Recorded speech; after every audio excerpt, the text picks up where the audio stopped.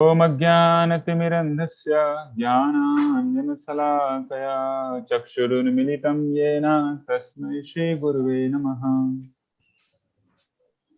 श्रीचैतन्यमनोभीष्टं स्थापितं येन भूतले स्वयं रूप कदा मह्यं ददाति स्वपदान्तिकम्।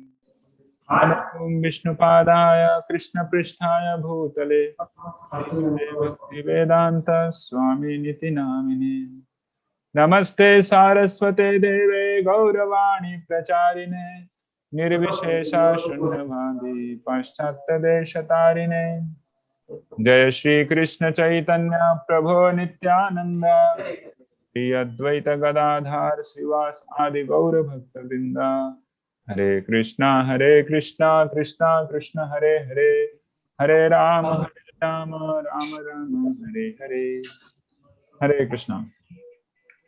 तो सभी भक्तों को मैं पुनः स्वागत करता हूँ आज की कक्षा में। तो thank you so much Prabhuji for joining us today in today's morning programme. Hare Krishna. तो आज हम लोग श्रीमद् भागवतम के एक बहुत ही महत्वपूर्ण सेक्शन से चर्चा करेंगे, जो चर्चा कलयुग के बिगनिंग में हुई थी। कहाँ पे हुई थी? उत्तर प्रदेश में हुई थी। एक जगह का नाम है नैमिषारण्य। वहां पे 80,000 लोग एक साथ मौजूद थे और बहुत ही मतलब यूनिवर्स के सबसे महत्वपूर्ण विषय वस्तुओं पर वहां पे चर्चा की। कितने सालों तक? 1000 साल तक। 1000 साल तक 80,000 लोग एक जगह पे बैठ के क्या चर्चा किए, जिससे कि पूरी ब्रह्मांड का कल्याण होने वाला है। आप लोग सुनना चाहते हैं वो क्या चर्चा की? यस बिल्कुल, सभी लोग सुनना चाहते हैं। ग्रेट। तो ये जो चर्चा है ये किसके लिए है? For the benefit of human being. तो वहां पे एक मेन व्यक्ति व्यास आसन पे, मतलब कि जो मेन व्यक्ति जो बोलेगा उसको बनाया जाता है सूत गोस्वामी। ठीक है, वो बोलने जा रहे हैं, जो कि एक ऐसी चर्चा जिससे पूरे के पूरे यूनिवर्स का भला होने वाला है। तो सूत गोस्वामी से सभी वहां पे जो ऋषिगण होते हैं, 80,000 ऋषिगण, वो 6 प्रश्न पूछते हैं। 6 प्रश्न। तो उन 6 प्रश्नों का हमने पहले एक क्लास में चर्चा किया था। 6 most relevant inquiries, I mean 6 more relevant inquiries of the whole universe. तो उसमें से एक इंक्वायरी ये था कि हे श्रील सूत गोस्वामी, हमें भगवान श्री कृष्ण के अवतारों के बारे में बताइए। Please tell us about the incarnations of supreme personality of God Krishna. तो आज हम लोग उसके ऊपर चर्चा करेंगे। इनकारनेशन का जो ये सेक्शन है, ये जो भाग है, उसको मैंने फिर से 3 भागों में विभाजित किया है। तो उसका पहला सेक्शन आज हम लोग देखेंगे। तो let's go ahead. So I'm going to share with you all one slideshow that I prepared in very short period of time.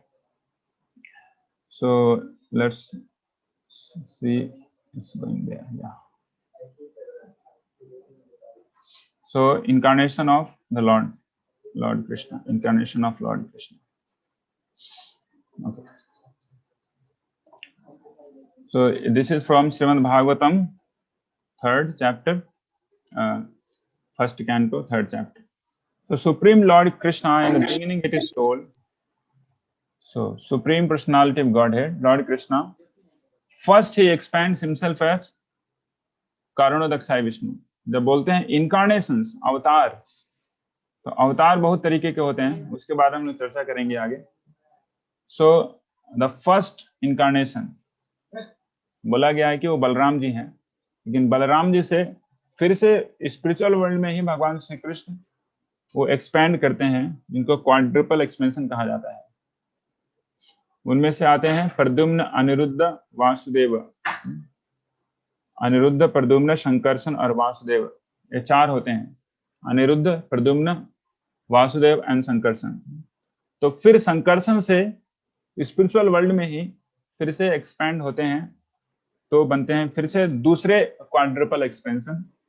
उसमें बनता है प्रद्युम्न, अनिरुद्ध, वासुदेव और महासंकर्षण, है ना। उसके बाद उस महासंकर्षण से भगवान श्री कृष्ण के इस संसार को सृजन करने के लिए एक अवतार होता है, जिसका नाम है कारुण दक्षाय विष्णु, आप लोग देख पा रहे हैं कारुण दक्षाय विष्णु को यहाँ पे, है ना। यह है कारुण दक्षाय विष्णु जो कि सोए हुए हैं ऐसे करके, आप लोग देख पा रहे होंगे। तो भगवान श्री कृष्ण जब अपने धाम में होते हैं तो हमेशा भक्तों के साथ मजा कर रहे होते हैं, लेकिन इस संसार का निर्माण करने के लिए वो बस सोते सोते ही पूरे संसार का निर्माण भी कर लेते हैं, पूरा संसार चला भी लेते हैं, संसार को डिजोल्व भी कर लेते हैं। तो ये है महाविष्णु। महाविष्णु मतलब कि इतने महान है कि इनकी कोई तुलना नहीं है। यह कारणार्णव जले भजति स्म योगा, निद्रम अनंत जगदंड सरोम कूपाः, आधार शक्तिम अवलंब्य पराम स्वमूर्ति, गोविंदम आदि पुरुषम तमहम भजामि। बोला गया है यह कारणार्णव जले, कारण दक्षाय विष्णु जो हैं एक सागर में, अनंत बड़ा सागर है, उसमें क्या कर रहे हैं, योग निद्रा में सोए हुए हैं। निद्राम जगदंड सरोम कोपा, और निद्रा में उनके रोम से, उनके जितने भी ये है ना केश, क्या बोलते हैं उसको, रोम जितने रोम होते हैं उसमें एक गड्ढा होता है, या फिर कूप कहा जाता है उसे, या फिर कुआं, है ना। तो अगर आप अपनी एक रोम के रूट पे जाएंगे तो वहां पे बहुत ही छोटा कुआं देखेंगे। तो उस कुएं से क्या निकलता है, जब हम लोग थोड़ा सा एक्सर्ट करते हैं, थोड़ा सा डांस करते हैं या फिर कुछ एक्सरसाइज करते हैं, तो उसमें से क्या निकलता है, एकदम छोटा छोटा एक बूंद निकलेगा पानी का, आपको शायद दिखाई दे चमकता हुआ, है ना। तो वो चमकते हुए बूंदे निकलती हैं कारण दक्षाई विष्णु की रोम से, और वो बूंदे क्या होती हैं, those different droplets are nothing but universes। क्या यूनिवर्सेस हैं। आप लोग को लग रहा है कि क्या प्रोजेक्ट, क्या मजेदार आप स्टोरी बता रहे हैं, लाइक फेरी टेल, लेकिन यूनिवर्सल क्रिएशन का यही अंततोगत्वा, this is the actually ultimate reality how the universal creation took place. तो एक यूनिवर्स होता है कारण दक्षाय विष्णु का, I mean, just a small little droplet, just like when he inhales, exhales, then that many universes comes out from his hair follicles, और वो expand होता है। तो उसमें हम लोग हैं यूनिवर्स में, और यूनिवर्स कितना बड़ा है उसकी कोई तुलना नहीं की जा सकती। 20 billion miles the diameter as mentioned in Shrimad Bhagavatam. तो इतना बड़ा हमारा यूनिवर्स है, जो कि सबसे छोटा यूनिवर्स है, सबसे छोटा, बहुत ही छोटा यूनिवर्स है हमारा। और क्योंकि इस यूनिवर्स में हमारे ब्रह्मा जी, उसके 4 सर हैं, और बहुत ऐसे ऐसे बड़े बड़े यूनिवर्स है जिसके ब्रह्मा जी के बहुत सारे सर हैं। क्योंकि बोला जाता है ना कि किसी को मेंटेन करने के लिए, फर्म को, एस्टेब्लिशमेंट को दिमाग चाहिए। तो हमारे जो ब्रह्मांड है इसको मेंटेन करने के लिए ब्रह्मा जी को बस 4 ब्रेन में ही वो संभाल पाते हैं। लेकिन ऐसे से बहुत बड़े बड़े ब्रह्मांड है जिसमें ब्रह्मा को चलाने के लिए बहुत, I mean, number of brains लगता है, नंबर ऑफ हेड लगता है। तो ये है कारण दक्षाय विष्णु। और कारण दक्षाय विष्णु जब एक्सपेंड करते हैं यूनिवर्सेस को, तो फिर प्रत्येक यूनिवर्स में भी वो अपने आप को फिर से पुनः एक्सपेंड करते हैं। तो टेक्स्ट 2 में, श्रीमद् भागवतम के 3 अध्याय के टेक्स्ट 2 में बताया गया है, यस्यांबशी शयानस्य योग निद्रां वितन्वतः नाभिहजादम्बुजादाशीर ब्रह्म विश्वसृजां पतिम्। A part of Purusha lies down within the water of the universe. From the navel lake of his body sprouts a lotus stem, and from the lotus flower atop this stem Brahma, the master of all engineers in the universe, become manifest. तो देखिए, उस महाविष्णु से पुनः incarnate होते हैं गर्भोदक्षाय विष्णु, जो कि प्रत्येक यूनिवर्स में पाया जाता है। देखिए, प्रत्येक जो यूनिवर्स है, प्रत्येक यूनिवर्स के नीचे में आप देख रहे होंगे बॉटम पे एक दूसरे विष्णु क्या रहते हैं, सोए हुए रहते हैं, जिनका नाम है गर्भोदक्षाय विष्णु। गर्भोदक मतलब कि प्रत्येक जो ब्रह्मांड है उसको एक गर्भ की संज्ञा दी गई है। गर्भ है ना, गर्भ मतलब क्या, वो गर्भ का दूसरा मीनिंग होता है इम्ब्रियो, है ना, इम्ब्रियो जो कि ढका होता है, तो एकदम से कवर्ड होता है, और उस इम्ब्रियो में क्या होता है, पानी रहता है।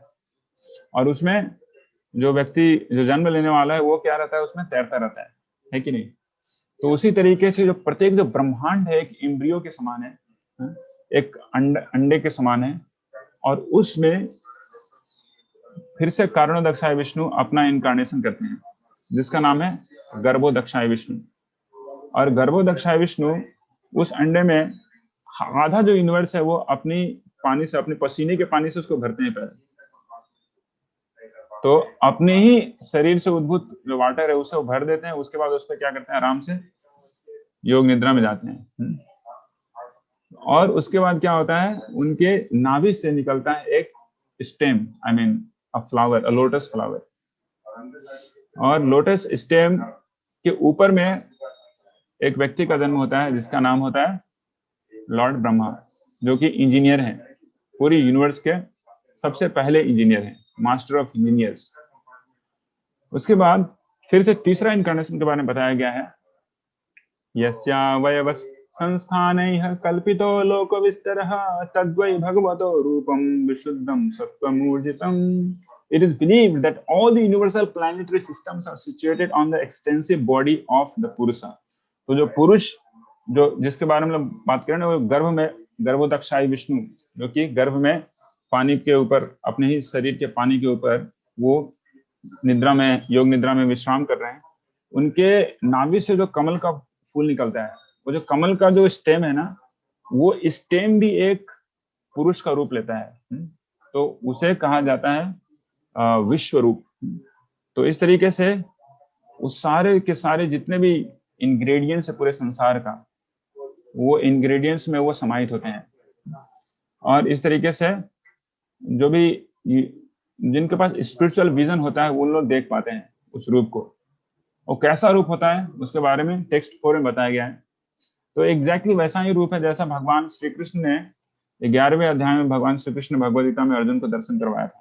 Special darshan to VIP like Arjun.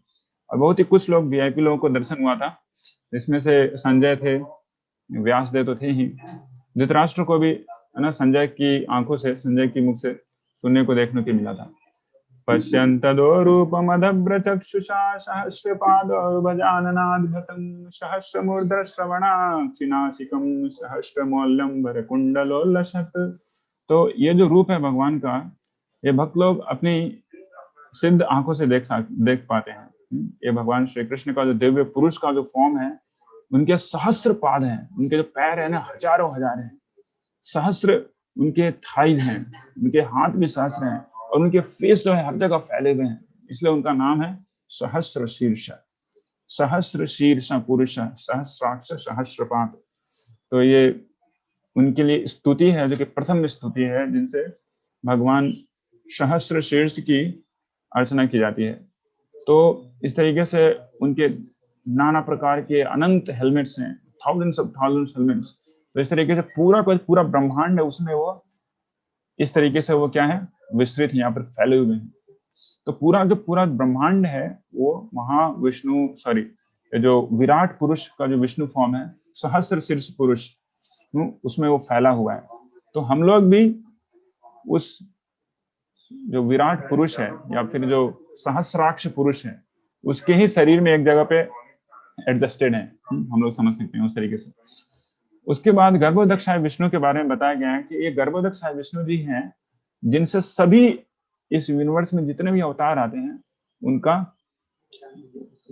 सृजन होता है, या फिर जितने भी जीव आते हैं उनका सृजन होता है। तो हमने देखा था ये जो गर्भोदक्षाय विष्णु है, कारणोदक्षाय विष्णु से आए हैं। प्रत्येक यूनिवर्स में वो इस तरीके से गर्भोदक सागर में वो विश्राम कर रहे होते हैं। और एतान्ना अवताराणाम निधानम बीजम अव्ययम यस्यांसांसेन सृजन्ते देवतरियं नरादयः। सभी के सभी जितने भी जीव हैं, जितने भी अवतार हैं, सभी के यही स्रोत हैं। This form is the source and indestructible seed of multifarious incarnations within the universe. From the particles and portions of the form, different living entities like demigods, men and others are created. तो हम लोग आगे देखेंगे कि कितने तरीके के अवतार होते हैं। मुख्य रूप से 6 प्रकार के अवतार बताए गए हैं। There are 6 types of incarnations. तो आज हम देखेंगे what are those 6 types of incarnations and different categories, who are those incarnations. तो पहले जो अवतार हैं उनका नाम है, उसको बोलते हैं पुरुष अवतार, जिसके बारे में हमने अभी तक चर्चा की है। तो भगवान श्री कृष्ण से हमने देखा कि भगवान श्री कृष्ण से बलराम जी से पहला क्वाड्रुपल एक्सपेंशन होता है, फिर दूसरा क्वाड्रुपल एक्सपेंशन संकर्षण से महासंकर्षण, फिर वहां से फिर महासंकर्षण से आते हैं महाविष्णु। तो 3 पुरुष अवतार कहे गए हैं। पुरुष अवतार 3 होते हैं। पहला है कौन? कारणोदक्षाय विष्णु। दूसरे हैं कौन? कारणोदक्षाय विष्णु जो कि ब्रह्मांड के बाहर हैं, जिनके शरीर से अनंत कोटि ब्रह्मांड निकलता है, और वो सभी ब्रह्मांड महाविष्णु के एक्सलेशन पीरियड तक ही रहता है। उसका टेन्योर, लाइफ टेन्योर उतना ही है। मतलब जब तक हम लोग एक्सेल किए बस उतने समय तक। तो महाविष्णु का एक्सलेशन कितना बड़ा है समझ सकते हैं। पूरा का पूरा यूनिवर्स उस समय तक रहता है, और उसमें मतलब एक्सलेशन टाइम में ही ब्रह्मा का पूरा जीवन होता है। अब ब्रह्मा का एक दिन कितना बड़ा है? 4.32 into 10⁹ सोलर ईयर्स। ब्रह्मा का बस 12 घंटा है। 12 घंटा उसको अगर दुगुना करेंगे तो 24 घंटे हो गए, है ना? तो एक दिन, और वैसा एक दिन अगर 30 जोड़ेंगे तो कितना होगा? 1 महीना होगा। और 12 वैसे ब्रह्मा के महीने मिला के 1 साल होता है, और ऐसा साल ब्रह्मा 100 साल जीता है। तो समझिए महाविष्णु का जो एक्सलेशन है उस पीरियड में पूरा का पूरा ब्रह्मांड क्रिएशन होता है, और इनहेलेशन में फिर से अंदर चला जाता है, और इसमें सभी जीवों का सृजन होना है और उनका अपना सर्कस चलता है। तो समझ सकते हैं कि हमारा जीवन, ये जो महाविष्णु का जो श्वास प्रश्वास में कितना नगण्य है। It's like nothing. तो ये क्यों हो रहा है? Why there is dissolution? मतलब सांस लेते हैं तो पूरा का पूरा सृजन होता है, सांस जब छोड़ते हैं तो सृजन होता है, सांस लेते हैं तो सब कुछ उनके एब्डोमेन में चला जाता है। ये होता क्यों है? इसको कहा जाता है भूत्वा भूत्वा प्रलीयते। भूत्वा मतलब हुआ, प्रलीयते मतलब खत्म हुआ। भूत्वा भूत्वा प्रलीयते, ये प्रोसेस क्यों हो रहा है? श्रील प्रभुपाद जी पहले श्लोक में ही इसका वर्णन करते हैं। यह प्रोसेस इसलिए किया गया है कि यहाँ पे जितने भी जीव हैं वो अंततोगत्वा एक दिन तो ये समझ पाएंगे कि हमारा ये परमानेंट जगह नहीं है, हमें निकल के बाहर जाना है, निकल के हमें भगवत धाम को जाना है। इसलिए ये भूतवा भूतवा प्रलयित का सिस्टम लगाया है कि all living entities to convince them that this is not your proper abode, proper place, proper home. This is not your proper home to stay here. तो इस तरीके से अनलिमिटेड बार ऐसा चल रहा है सिस्टम। ये किसके अंतर्गत चल रहा है? पुरुष अवतारों के अंतर्गत ये चल रहा है।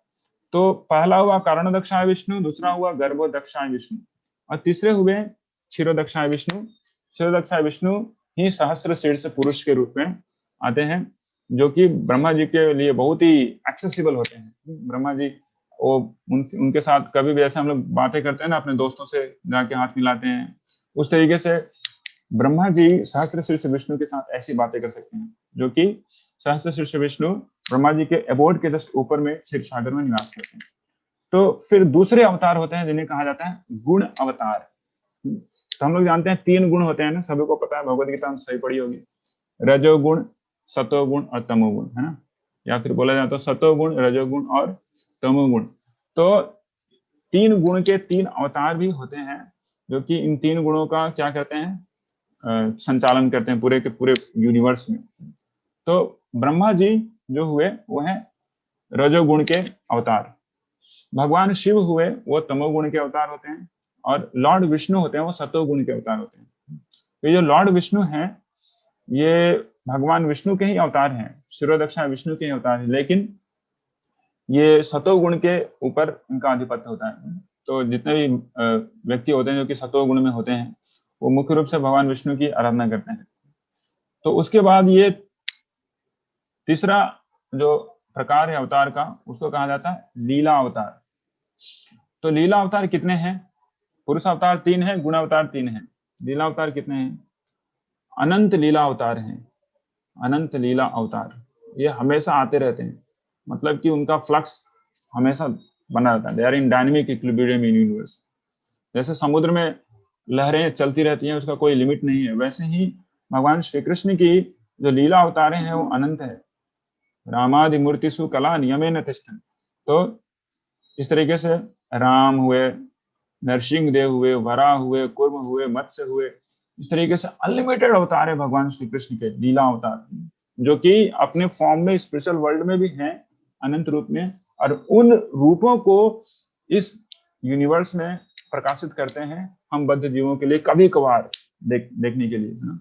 और इन लीला अवतारों से वो क्या करते हैं, पुरुष अवतार से पूरे यूनिवर्स का सृजन किया, गुण अवतार से मोड्स का संचालन किया, लीला अवतार से वो लोगों को, जीवों को आकर्षित करते हैं अपनी गुण, उनकी लीलाओं से, उनके इनकार्नेशन की जितनी सारी लीलाएं हैं, उनके पास टाइम्स बहुत ही मनोरम होती हैं, बहुत ही ब्यूटीफुल, बहुत ही ना, ऐसा होता है कि लोग भूल नहीं पाते। जैसे भगवान श्री रामचंद्र की जितनी भी लीलाएं हैं, लोग अभी तक नहीं भूल पाए हैं।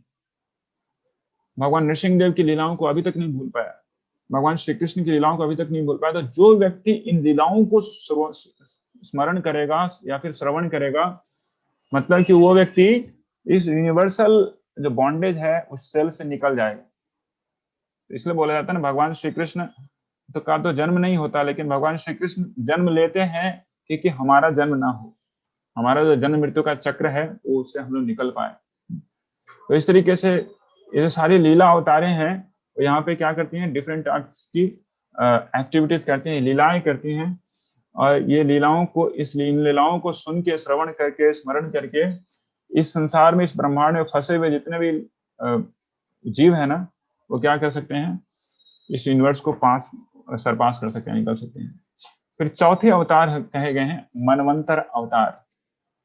तो ब्रह्मा जी के 12 घंटे में 14 मनवंतर अवतार होते हैं, और एक मनवंतर अवतार में 71 चतुर्युग कहा गया है।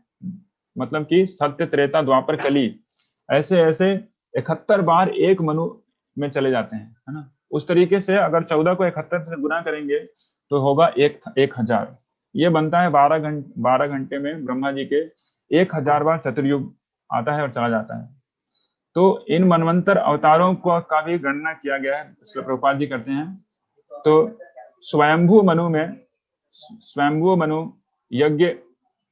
के काल में यज्ञ के रूप में भगवान विष्णु आते हैं। उसी तरीके से विभू, सत्यसेन, उत्तम, तामस, वैकुंठ, इस तरीके से मनवंतर अवतार कहा गया है। प्रत्येक मनु के अवतार में इस तरीके से भगवान विष्णु आते हैं। या मनु कई बार जो होता है ना, मनु स्वयं भगवान विष्णु के अवतार के रूप में ही आते हैं। तो उसके बाद 5वां अवतार है, उसे कहा गया युग अवतार। युग अवतार होते हैं, प्रत्येक युग में आते हैं।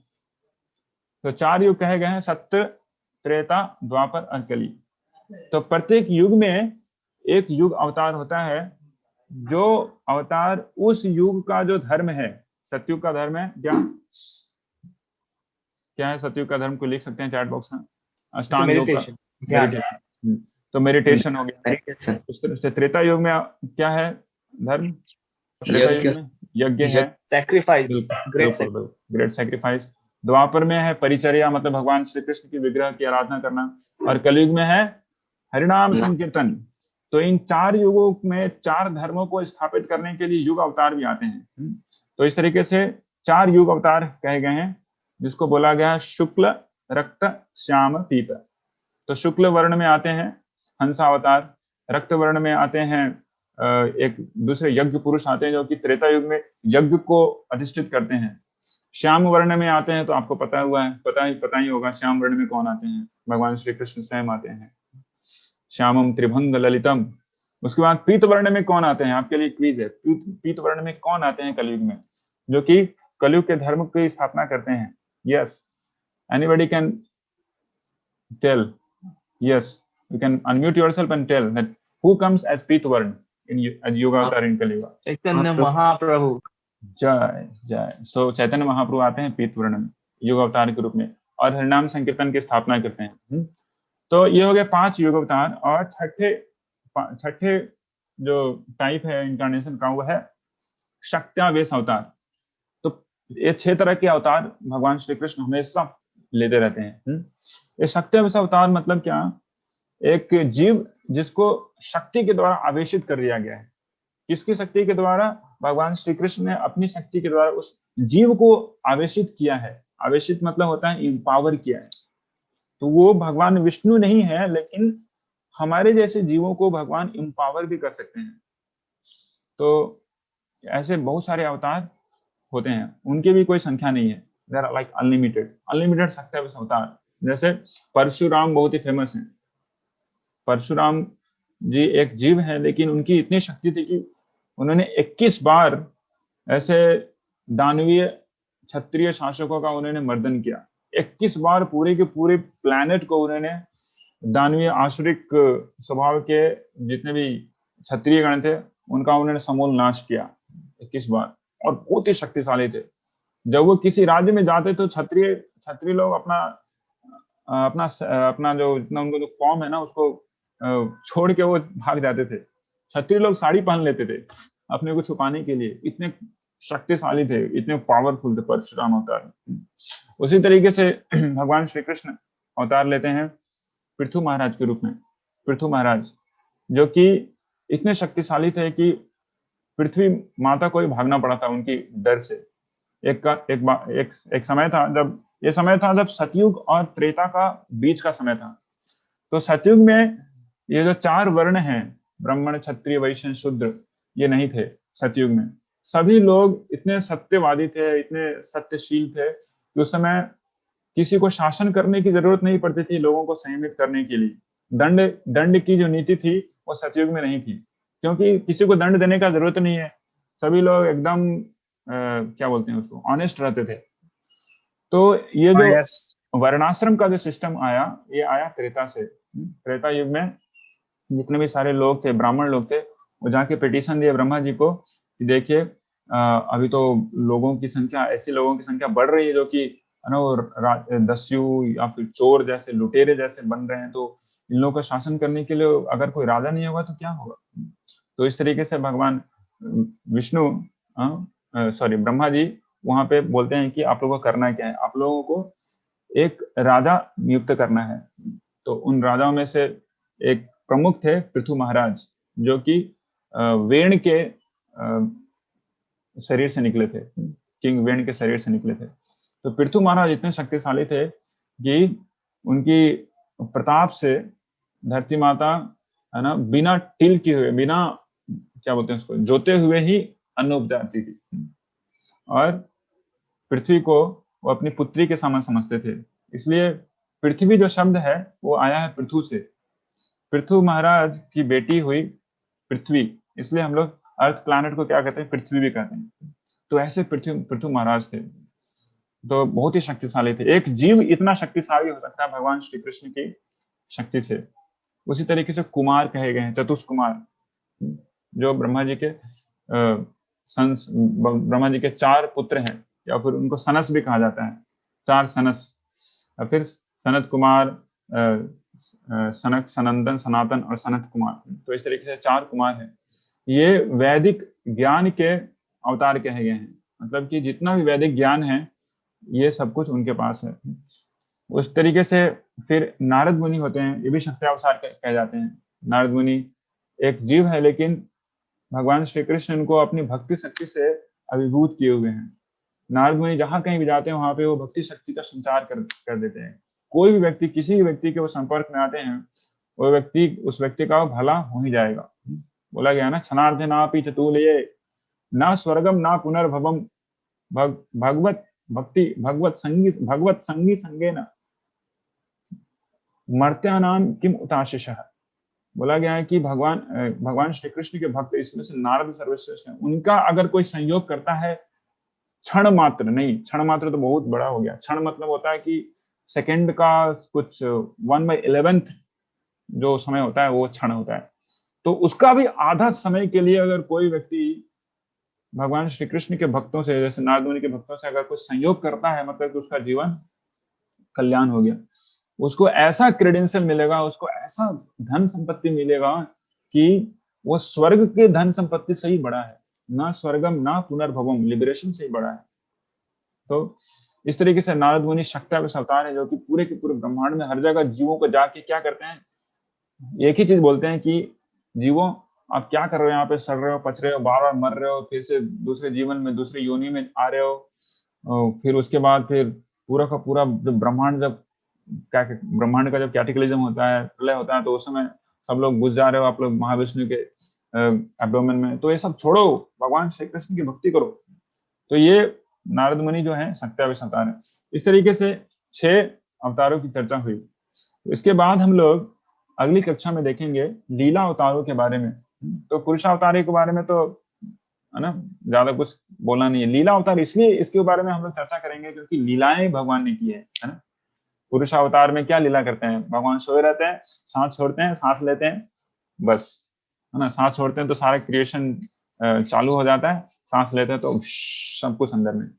गुणावतार में तो आपको पता ही है, ब्रह्मा जी क्रिएशन करते हैं और भगवान शिव तांडव करके प्रलय करते हैं, और भगवान विष्णु उसका सतोगुण का संयोग करके पूरे के पूरे यूनिवर्स का क्या करते हैं, पालन करते हैं। और मनवंतर अवतार में प्रत्येक मनु के रूप में वो अवतार लेते हैं, यज्ञ विभू सत्यशे उत्तम तामस वैकुंठ। और अभी वैवस्वत मनवंतर का अवतार है जिसमें भगवान विष्णु आए हैं वामन के रूप में। तो इस तरीके से फिर युग अवतार होता है, शुक्ल रक्त श्याम पीत। तो हम लोग अगली कक्षाओं में देखेंगे भगवान श्री कृष्ण की कुछ बहुत ही प्रोमिनेंट लीला अवतारों के बारे में चर्चा करेंगे। ठीक है, तो तब तक के लिए बने रहिए। हरे कृष्णा कृष्ण कृष्ण हरे हरे, हरे राम राम राम हरे हरे। तो आज हम लोगों ने देखा कि कैसे भगवान श्री कृष्ण गोलोक वृंदावन धाम से एक के बाद एक कैसे एक्सपेंड किए हैं।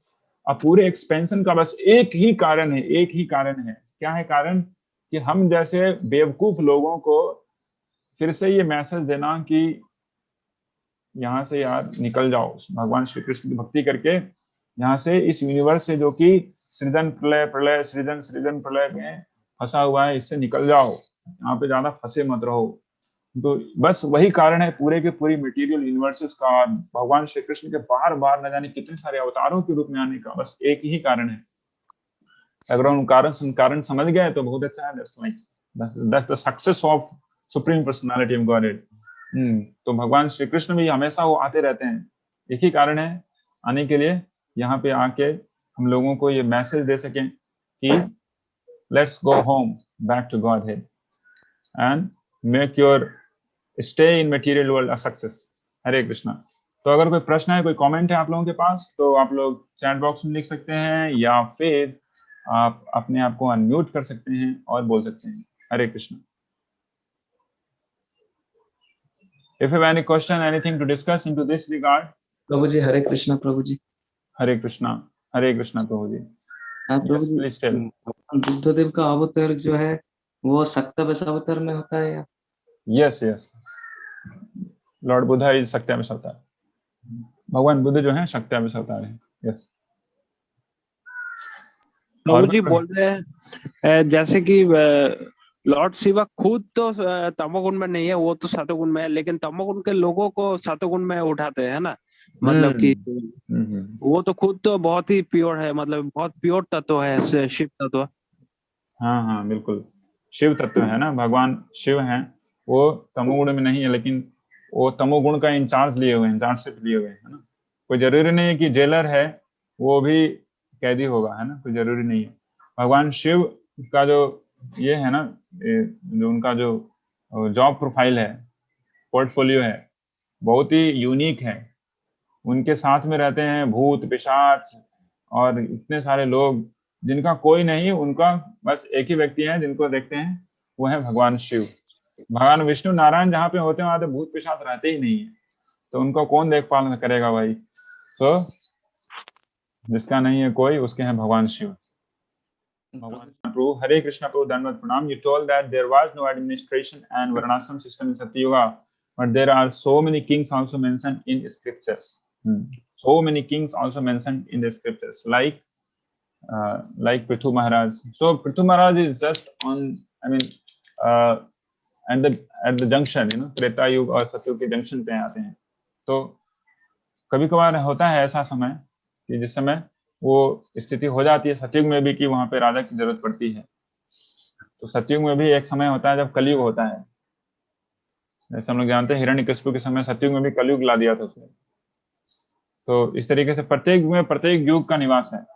प्रत्येक युग में प्रत्येक युग का अपना अपना स्थान है, कुछ कम समय के लिए। लेकिन जो मुख्य रूप से जितना भी ज्यादा मोस्ट ऑफ द टाइम क्या हो कि राधा की जरूरत नहीं पड़ती, क्योंकि जो स्थिति होती है, जो सिचुएशंस होते हैं, बहुत ही एकदम गुडनेस में होती है उस समय, तो राधा की जरूरत नहीं होती है। और जितने भी व्यक्ति होते हैं सतयुग में, उनको सभी को हंस कहा जाता है। They are of the one varna, सभी के एक ही वर्ण होते हैं उस समय सतयुग में, उसमें अलग अलग वर्ण नहीं होता है। तो वर्ण की व्यवस्था हो जाती है त्रेता युग से, जब लोगों का निर्माण। हमने देखा ना कि कैसे पृथु महाराज के छोटे भाई के रूप में निषाद का जन्म होता है ना? और वो बहुत ही अभद्र प्रकार का वो मतलब उनका व्यवहार होता है, तो उनको बोला जाता है कि आप सोसाइटी में नहीं रह सकते, आपको जंगल में जाना पड़ेगा। तो वो छोटा कद का होता है, काला काला होता है और बहुत ही क्रूर प्रवृत्ति का होता है। तो जितने भी ब्राह्मण कहते हैं उसको बोलते हैं निषद, निषद मतलब नीचे बैठ जा, तू खड़ा होकर क्या कर रहा है। तो उस तब से उसका नाम हो गया निषाद। तो इस तरीके से अनेक अनेक वर्णों का जन्म हुआ। त्रेता धर्म की जैसे जैसे कमी हुई, उस तरीके से अनेक वर्णों का जन्म हुआ, और धीरे धीरे अंततोगत्वा जब कलयुग आ गया तो सिर्फ एक ही वर्ण पाए जाते हैं जिनको कहा गया है शूद्र, कलव शूद्र संभव।